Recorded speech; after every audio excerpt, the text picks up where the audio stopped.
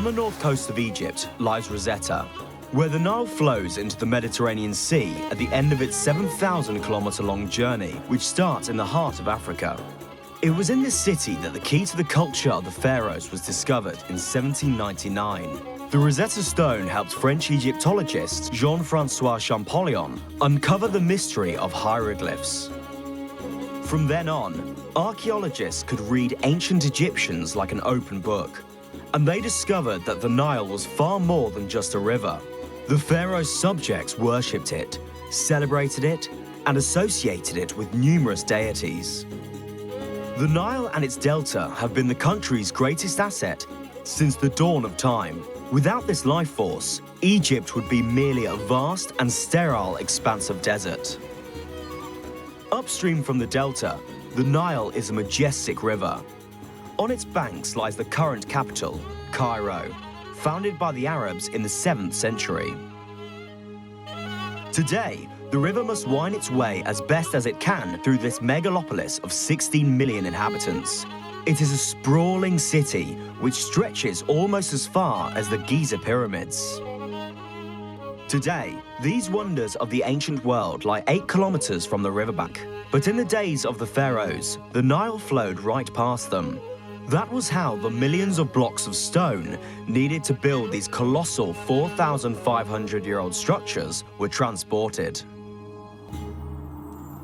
To gain a better understanding of the role and the importance of the Nile in Egypt's 4,000-year-old culture, we must go further upstream to the south, where it is the shape of a green snake winding its way through the hostile deserts. In Luxor, on the site of the ancient city of Thebes, the river has always governed the daily life of the locals. The river traffic is dense there. Egypt is a big country, and the Nile covers a distance of 1,200 kilometers. The river remains the natural link between north and south. You find all sorts of boats on it, from modest dinghies used by local residents to cruise ships transporting hundreds of tourists who have come here to visit the wonders of the ancient heritage sites, such as Luxor Temple, for example. There is one boat which causes a sensation every time it passes, and it has been doing so for 100 years. And that's the legendary paddle steamer, Sudan. You are on board the oldest and most unique boat on the Nile. This boat was built in 1885 for the Egyptian royal family, for King Fuad and his son Farouk, who became the last king of Egypt.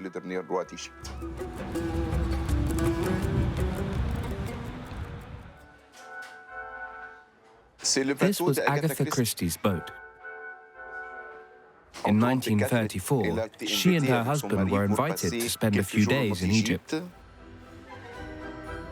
She began her stay in the old Winter Palace Hotel in Luxor. Then she boarded the paddle steamer Sudan and ended her trip in the old Cataract Hotel in Aswan. While she was on board, Agatha Christie wrote the first few chapters of her book, Death on the Nile.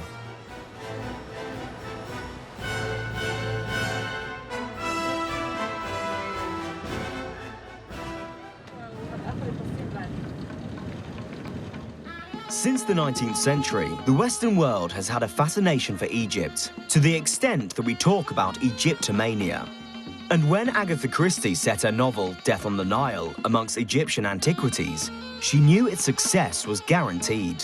The 30-kilometer-long mountain chain opposite Luxor helped contribute to the craze for all things Egyptian. In it lies a site which captured everyone's imagination, the Theban Necropolis. Archaeologists have uncovered over 600 tombs here, the most famous of which are those of Tutankhamun and Nefertiti, the wife of Ramesses II. But each year that passes brings a new set of discoveries. Omaima has explored every nook and cranny of these desert valleys. This was her childhood dream. She fulfilled it when she became an Egyptologist, specializing in the Theban necropolis. We are in front of the tomb of Rekhmira, who was a vizier during the reign of Thutmose III. Viziers were a bit like modern-day prime ministers, so he was a very important man.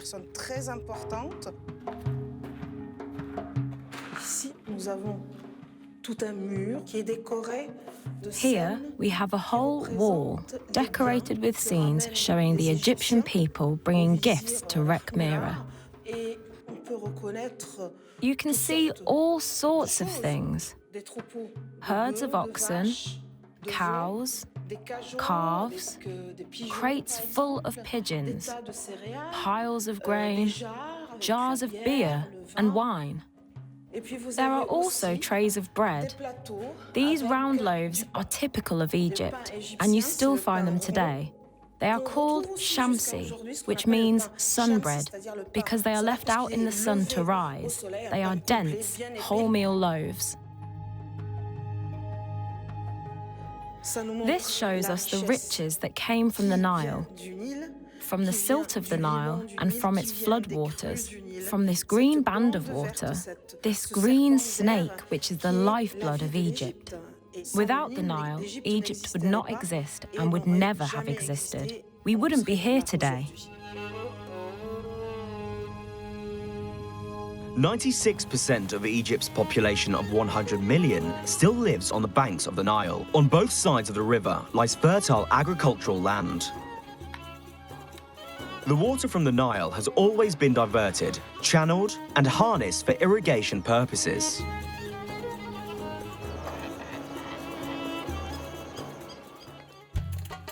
To water their crops, ancient Egyptians used a shadoof. This was a tool with a lever mechanism used to draw water from the river by hand. Shadoofs were still in use in the late 20th century. Today, they have been replaced by pumps, which are more practical but less environmentally friendly.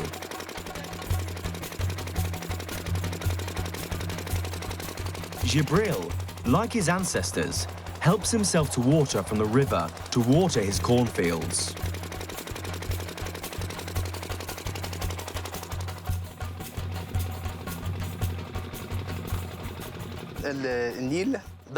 Water is scarce here. The only source of water is the Nile. That's why we're lucky to live near the river. It depends on the season, but we need a lot of water for our crops.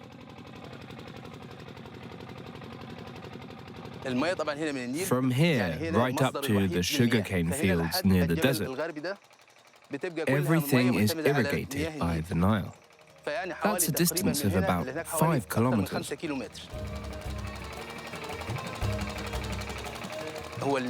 The Nile is the lifeblood of Egypt, because we are a very agricultural nation. The river is what matters most to us. There is a famous saying that Egypt is a gift from the Nile, and it's true. At Gurna, the town opposite Luxor, the benefits of the Nile are felt as far as the desert. Every plot of land is cultivated. Some are too small for a tractor. So, farmers like Mohammed use an ancient technique, the swing plough.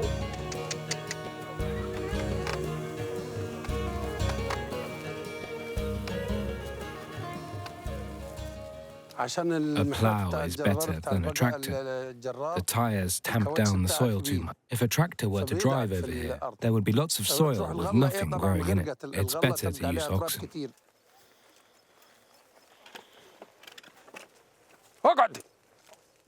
We inherited this technique from our ancestors. It's a technique which dates back to the time of the pharaohs. The ancient Egyptians used a plough pulled by oxen.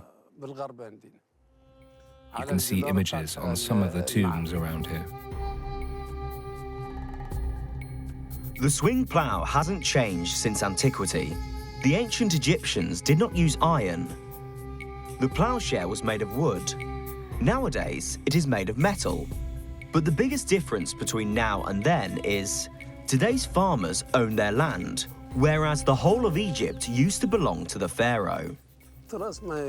This is our legacy, so we look after it. Before he died, my father said to me, "This plough will bring you luck." I asked him why. He replied, "If you have a small plot of land surrounded by fields, you can use the plough to work the land without disturbing your neighbors. Then they will pray for you, because you were careful with their crops." And he was right. That is important.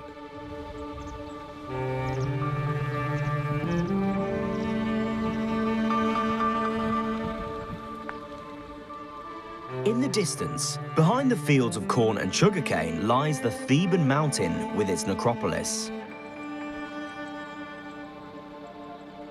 The inhabitants of Gurna rarely venture that far. Only a few of them have found work there, more often than not as tomb attendants. Yet not long ago, their village stood in that spot. Living in close proximity to the dead didn't seem to bother their ancestors. In the 19th century, an archaeologist who came here found the owner of the house sleeping in a sarcophagus, in a coffin. Thousands of people lived in the village, and sadly, a few years ago, it was razed to the ground. To preserve the site, in the 1950s, the authorities decided to destroy what people here call Old Gurna. Traces of the village can be seen all over the site, but it is in the tomb of Kerawef that you really get a feel for the intense activity that went on here, back when the living rubbed shoulders with the dead. Kerawef was the steward of Tyre, the great royal wife of Amenhotep III and mother of the famous Akhenaten.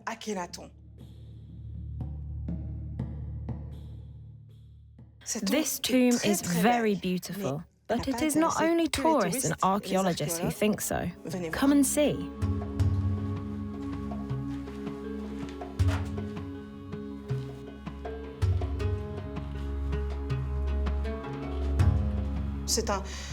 This network of underground galleries is like a Swiss cheese. I'm not suggesting that mice have been here, but humans have, the inhabitants of Old Gurna, searching for buried treasure.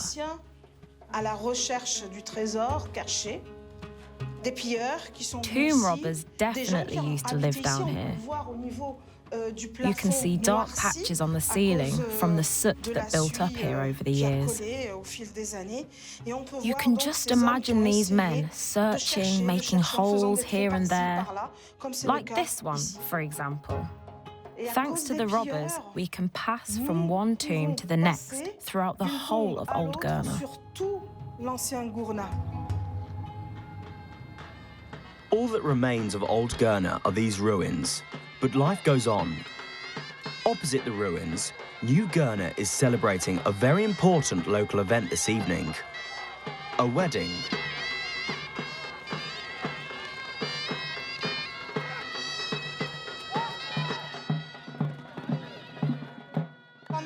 At weddings, it is traditional for people to come and greet the bride and groom and to perform a dance for them on horseback, as you can see here. The family and friends of the two families pay their respects in the afternoon. And the wedding ceremony takes place the next day or the day after.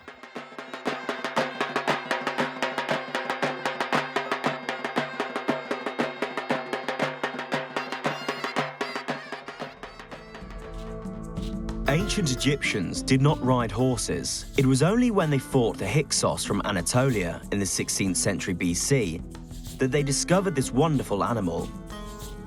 The first horses were a very small breed, only about 1.2 meters tall. It was impossible to mount them, so they had to be harnessed to a chariot. Ramesses II's chariot was an excellent example. He would drive his horses with the reins tied round his waist to leave his hands free to shoot his bow and arrow. Throughout ancient Egyptian history, horses remained a luxury and one of the most formidable weapons of the pharaoh's army.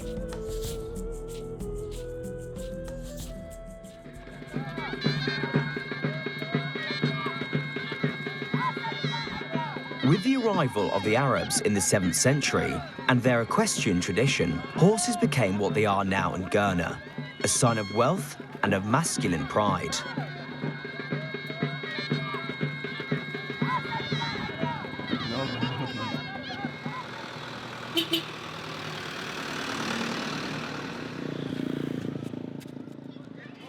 It is dusk in Ghana, the time when the town comes alive. In these ordinarily calm streets, music fills the air. On a patio away from prying eyes, the men are continuing the wedding celebrations. The horse is still the guest of honor, only this time the rider has to show off his skills as a trainer. The horses dance alongside the men to the rhythm of tambourines and mizmars, which are an early form of trumpet.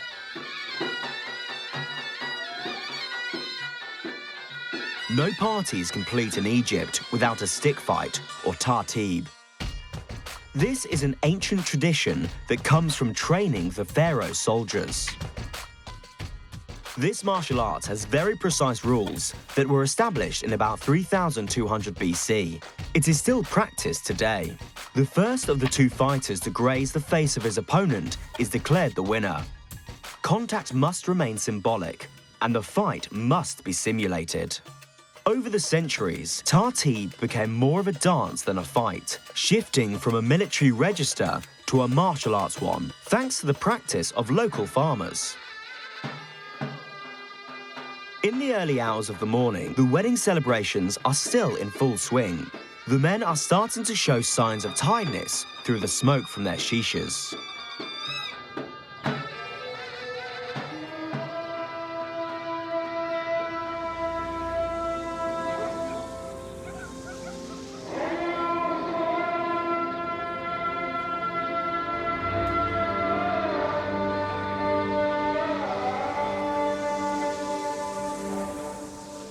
Every morning, hot air balloons fly over the ancient site of Thebes. When the winds are favorable, lucky passengers get to see the biggest ancient temple of all, Karnak.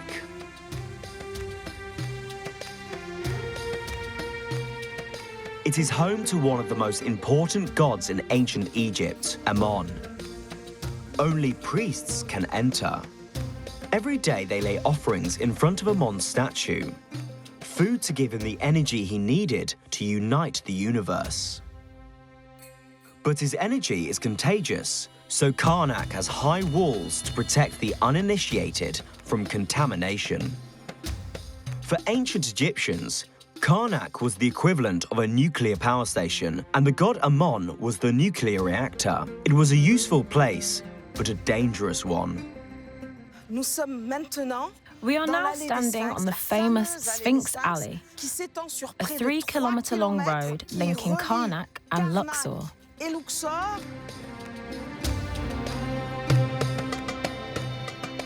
This was the processional route taken by Ramesses II for the celebration of the Feast of Opet during the second month of the Nile floods in the inundation season. The Feast of Opet is one of the most important festivals in ancient Egypt. It celebrates the start of the Nile floods. This was the only time in the year when the priests would bring out statues of the gods. It was also the only opportunity for ancient Egyptians to see Ammon. The god must be united with his wife, Mut. The pharaoh is present because he is the only person able to communicate directly with Ammon. The union between Mut and Ammon symbolizes fertility because the silt deposited by the river fertilizes vast areas of Egyptian soil every year. I am standing on Egyptian soil that dates back to 1100 to 1200 BC, era of Ramesses II. But if you look at the lower part of the mosque, at the level of the door there, that was built in the 12th century AD. So 2,500 years later, or a bit less even, because the temple was still in use in Roman times. So less than 1,000 years later, This part of the temple was covered in mud, 6 meters deep. Sur une hauteur de 6 mètres. Clearing the temple led to a rediscovery of this jewel of ancient Egypt, but the original entrance to the mosque had to be ditched and then transformed into a window with an unrestricted view over the great court of Ramesses II.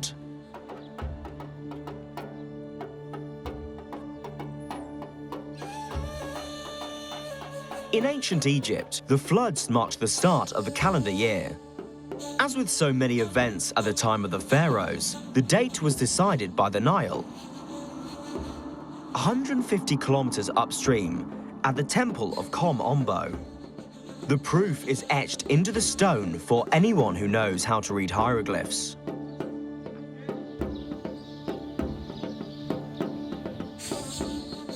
Samir certainly does. He is a Copt. This Christian community was present in Egypt long before the Arab conquest in 640 AD. Copts are direct descendants of ancient Egyptians. Samir owes his passion for Egyptology to his desire to gain a better understanding of his origins. Part of the answer is to be found on the walls of Kom Ombo, in the form of this perfectly preserved calendar. The dates were dictated by the Nile and its caprices, and the calendar is still used by the Coptic Church and by many Egyptians. The same calendar is still followed by farmers in Egypt, and it is also the liturgical calendar of the Coptic Church. Ancient Egyptians invented this 365-day calendar. Or, to be exact, this 360-day calendar plus 5 feast days at the end of the year. The 365 days are divided into 12 months of 30 days each. And the 12 months were spread over 3 seasons: the inundation, the emergence, and the harvest. The ancient Egyptian calendar started in mid-July, around the time of the Nile floods. Let me show you an example. This is the first day of the 3rd month of the season of the inundation. And this is the 2nd day, and the 3rd day, and so on. This is the calendar we've inherited. Modern-day calendars have 365 days a year, so they were invented by the ancient Egyptians.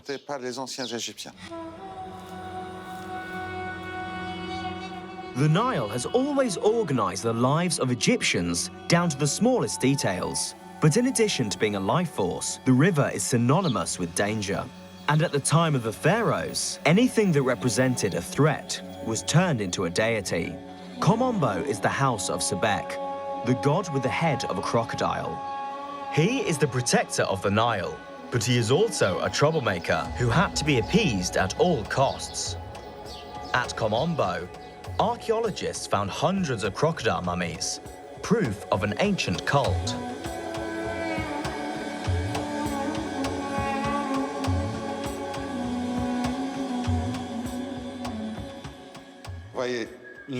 Quite a few crocodile remains were found in the necropolis.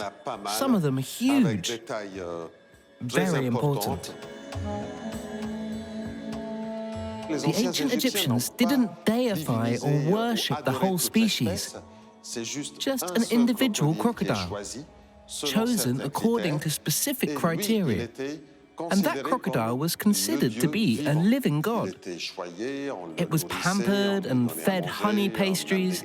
It was presented with crowns of flowers. It really was treated like a god. Then, when it died, it was mummified like a god.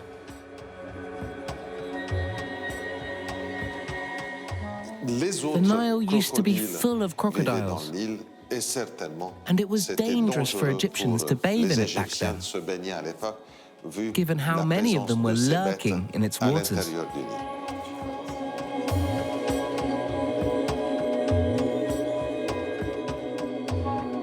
Today, there are hardly any crocodiles left on the banks of the Nile, but another animal continues to terrorize and command the respect of locals. This animal can be seen on numerous ancient carvings. It is the cobra, and it acted as a bodyguard to the pharaoh when it was in attack mode.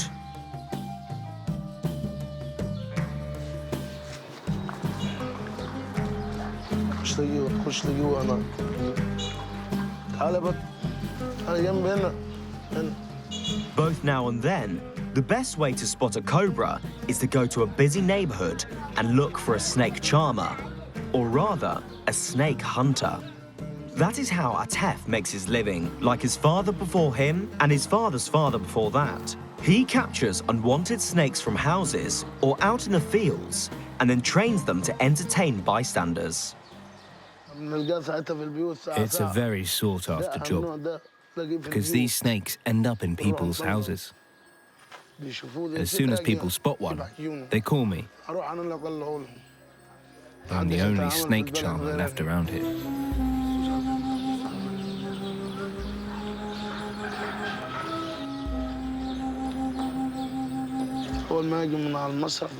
As soon as I catch them, I put them in a basket like this. They live in these baskets until they die. They die of natural causes. I don't kill them. I couldn't do that. Obviously, the first thing I do is remove their fangs. Then I put them in front of me like this to get them used to me. And then I start training them. It's very simple. If they try to escape, I catch hold of their tail and put them back in front of me until they get used to me and stop trying to escape.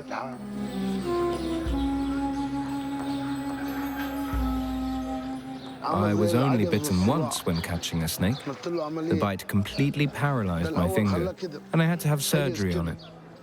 My finger remained stuck in this position. I had an operation to straighten it out, and it went back to normal. It was a cobra that did that to me, one like this, the same species, but that one was more aggressive and very wild. Plus, it was much fatter.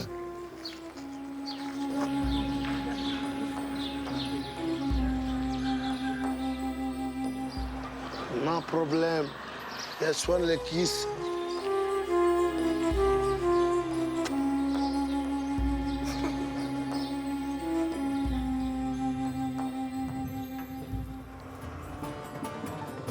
Wild animals weren't the only danger faced by the ancient Egyptians.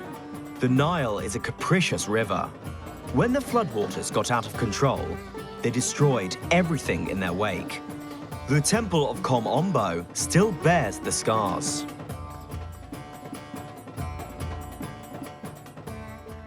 The temple looks complete, but in actual fact, the front is missing. On this side, you have the outer wall, but there is only one door jamb.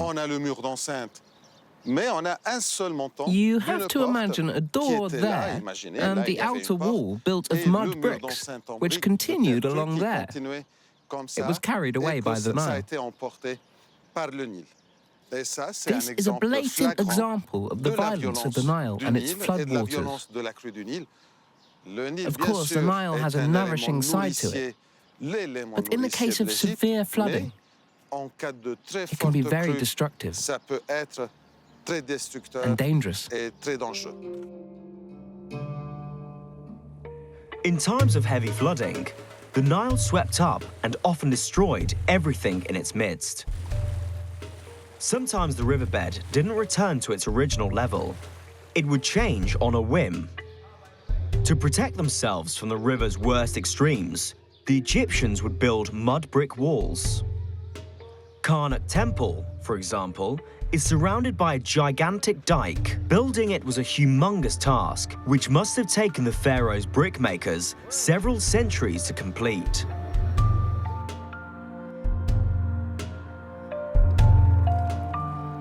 You can see them here, with their tools in this bas-relief.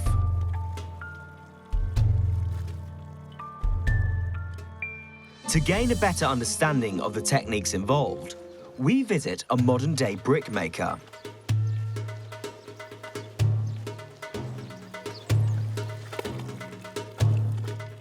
Abdallah Salam and his colleagues make bricks, and their methods haven't changed since the time of the pharaohs.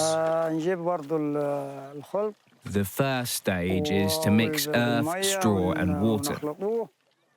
Next, we poured a mixture into rectangular molds, line them up, and then leave them to dry in the sun.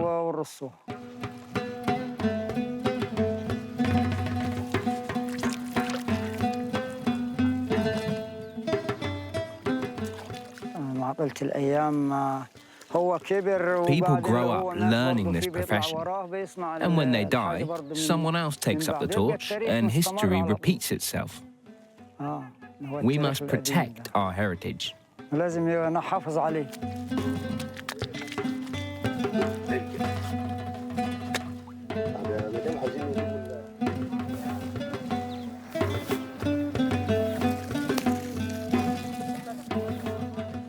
We make between 1,000 and 1,100 bricks a day.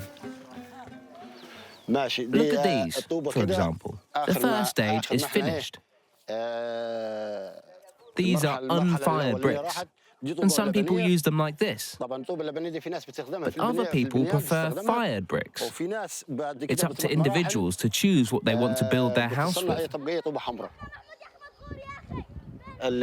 In our village, everybody uses unfired bricks because they are much better adapted to our climate. Fired bricks don't fare so well in very hot weather. The Nile floods would mobilize the entire population of Egypt under the pharaohs. It was a constant source of worry.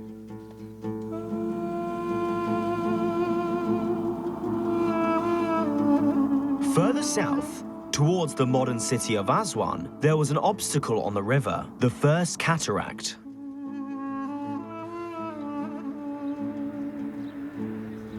This collection of rocks would disappear and reappear depending on the water level. Elephantine Island is one of the biggest islands in the first cataract. To get there, Sameh boards a traditional Nile riverboat.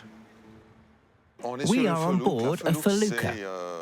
A felucca is a traditional Egyptian sailing boat. The Nile has been Egypt's main thoroughfare since the time of the ancient Egyptians.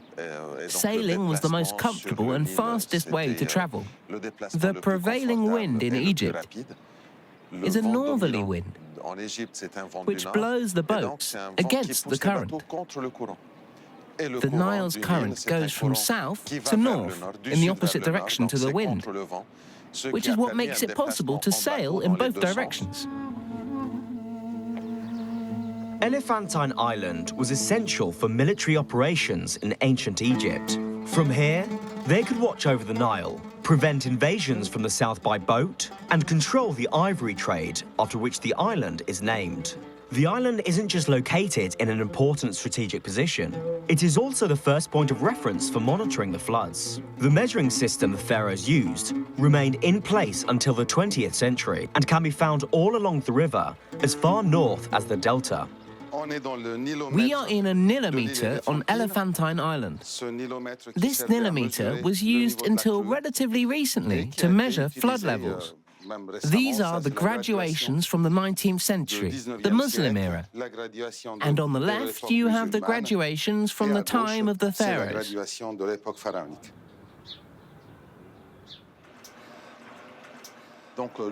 So, when the floodwaters rose, they flowed in here and gradually filled the nilometer. The priests used these graduations to estimate the force of the floodwater and the speed at which it would rise. If there was too much water, they had to build shelters. And if there was not enough water, they had to dig ponds to retain as much of it as possible. It was a vital and very important role of the King of Egypt to manage the floodwaters of the Nile and to regulate water supplies for the crops. In ancient Egypt, everything was thought to be connected to the deities. If there was a bad flood, it was because Khnum was unhappy. Khnum, with his ram's head, is one of the most important gods in the Egyptian pantheon. His name means master of the water, and he controls the Nile floods. Khnum resides on Elephantine Island, which is the focal point of his kingdom, the first cataract. The cataracts are the rocks, mostly granite, which covered this whole region back in the day. The Nile has carved out a path through them. You have to imagine this region in the season of inundation, with the water swirling between all these rocks. In ancient Egyptian mythology, this was the source of the Nile. If Khnum is the god of the Nile's floods, Hapi was the god of its source. He lives on the riverbed, in a cave under the cataract. Water spurts out of a jar in his hands.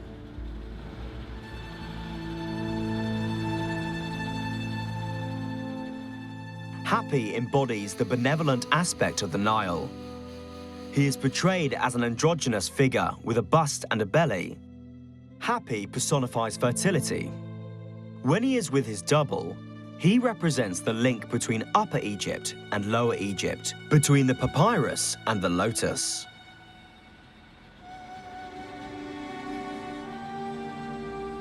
The Nile's floodwaters no longer reach the first cataract. A few kilometers upstream from Elephantine Island, a concrete and steel monstrosity is blocking the way, bringing this capricious river under control. The Aswan Dam has usurped Khnum, the god of the floods. At over 4 kilometers long and 111 meters high, the dam is a match for the Great Pyramid, taking up 17 times more space. Since it was built in 1970, this giant structure has transformed Egypt. Today, Egyptian farmers have 3 harvests a year instead of just 1, but there is a price to pay. Chemical fertilizers have replaced the silt from the flood waters.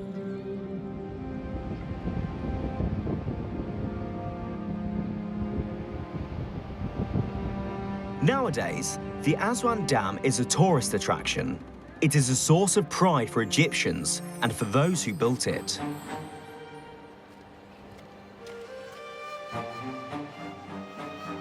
Roshti was just 22 when he was recruited to work on this vast building site. I was here 55 years ago, so you can imagine the feelings I have now. Let you imagine the shape of the environment at that time.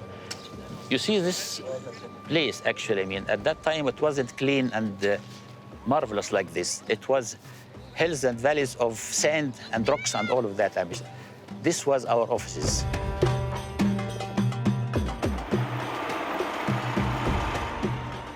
We found ourselves on 1960, the beginning of the high dam and the beginning of what we call it changing the mood of the Egypt itself, actually.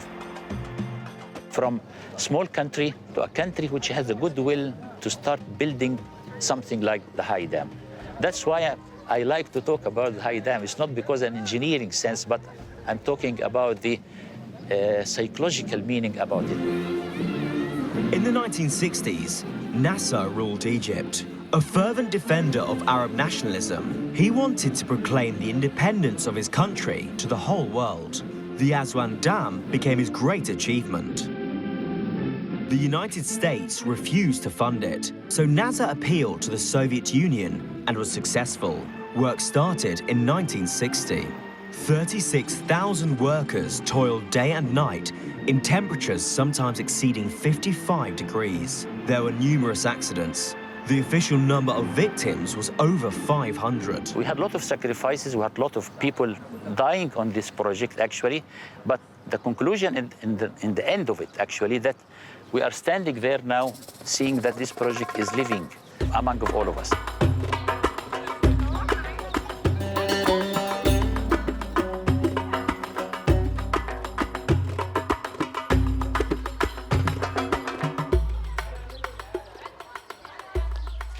Abdel Karim worked on the dam and survived. He was born and bred in Aswan. At the age of 91, the dam remains the biggest adventure of his life. Long live Egypt! Long live Egypt! Long live Egypt! Now I can talk to you about the dam. When construction started, I was working on a dangerous site.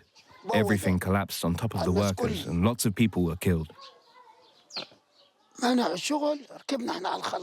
Work was halted and the biggest machines were banned from the site. We had to continue by hand using shovels. It took all our strength to lift the big stones with ropes.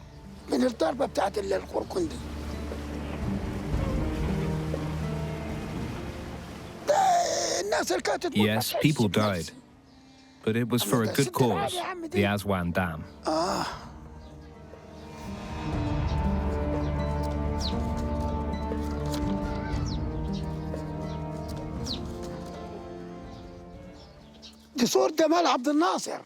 This is the letter that Gamal Abdel Nasser sent me once the dam was finished. It's a thank you letter.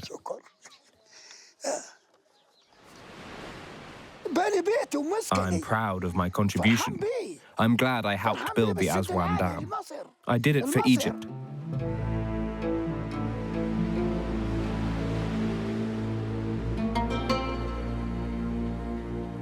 Upstream from Aswan, the construction of the dam has had a drastic consequence: the creation of Lake Nasser, a vast reservoir of water covering an area of over 500 kilometers, encompassing the entire region of Nubia. After thousands of years in existence, the monuments of Nubia are at risk from flooding. The most prestigious of all these archaeological treasures are the Abu Simbel temples.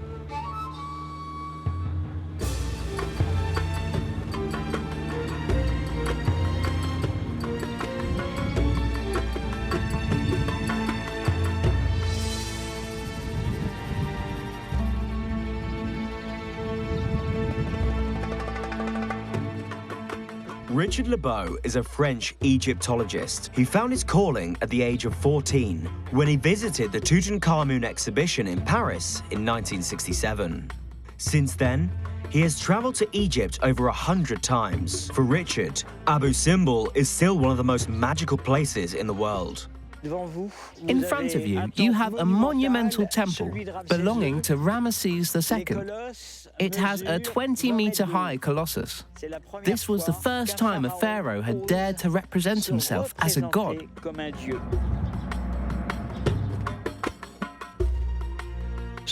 This temple is a miracle. It almost disappeared under Lake Nasser. 42 nations came to the rescue with $36 billion just a week or two before disaster struck.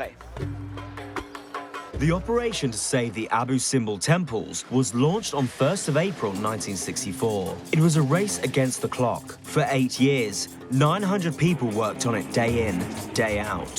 First, they had to build a dike to protect the site from rising floodwater.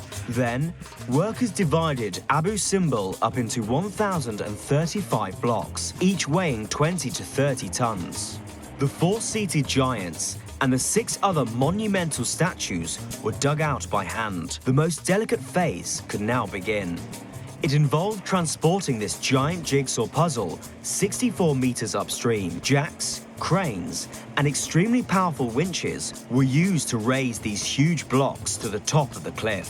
Finally, artificial hills were built to recreate the original setting for the 2 Abu Simbel temples. This is an extraordinary site in terms of technique.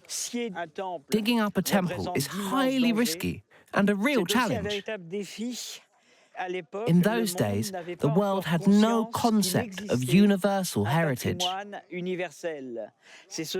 was saving the monuments of Nubia, including the Abu Simbel temples, which gave rise to UNESCO's famous list of World Heritage buildings. The first building on that list was Abu Simbel.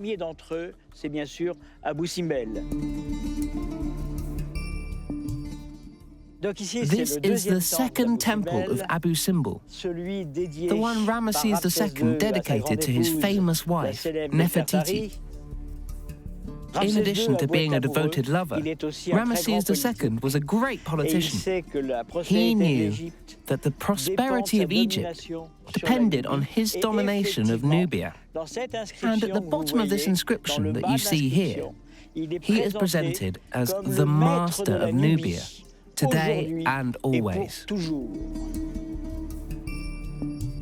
Nubia was an important region for the pharaohs. It is rich in gold mines, and ivory and African slaves passed through here. The trouble was that the Nubians were inclined to rebel as soon as they got the chance. The pharaohs from northern Egypt tried everything to pacify this rebellious region.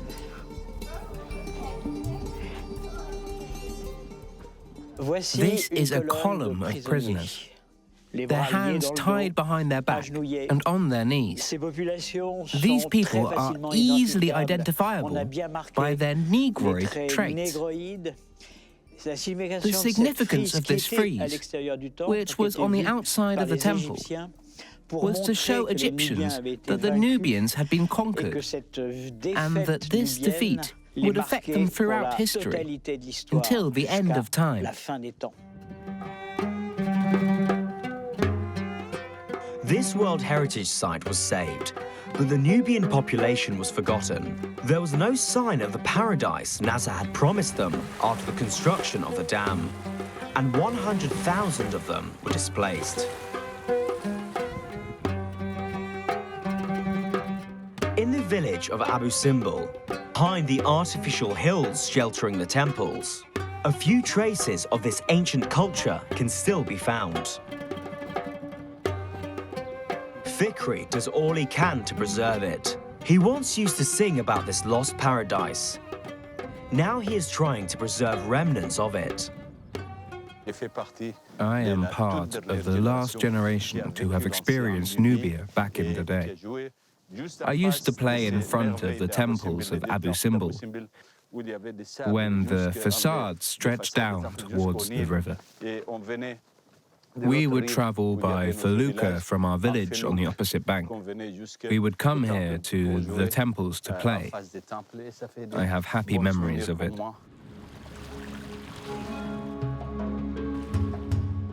The whole of Nubia was here. That was the village of Abu Simbel, one of the 44 villages in Nubia, which stretched from the border with Sudan down to Aswan. The 44 villages in Nubia were dotted all along the Nile Valley.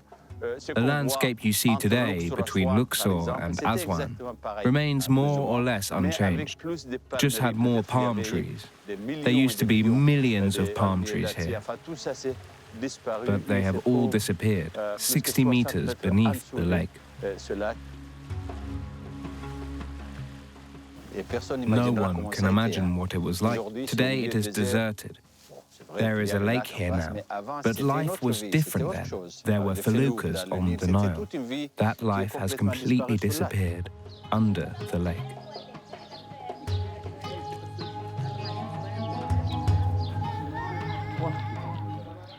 UNESCO hasn't done much to save it, nor has the Egyptian government, or anybody else for that matter. If we don't try to safeguard this part of our culture, it will disappear forever. Nubian culture is at risk of disappearing, and yet it has lasted for centuries. In particular, the architecture, with its domes and vaults designed especially to withstand the heat of the desert.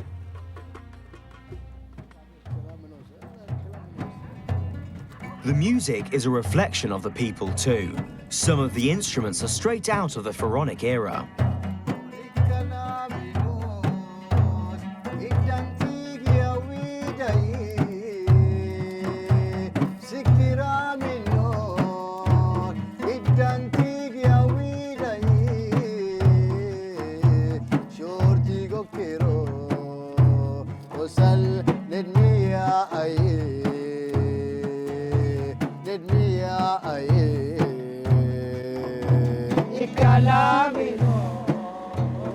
Modern-day Egypt has made the pharaoh's wish come true, to bring the Nile under control, whatever the price. Most Egyptians have had to adapt. Despite coming from the Delta, These fishermen at Lake Nasser look as if they've been here forever. However, a new element has appeared in the heart of the African continent. Ethiopia has also built a dam over the Nile. The Ethiopians can now control the flow of the river too, so the Egyptians are not the only masters of the Nile. This represents a new challenge for the country, where, since the time of the pharaohs, the Nile has been synonymous with Egypt, and Egypt has been synonymous with the Nile.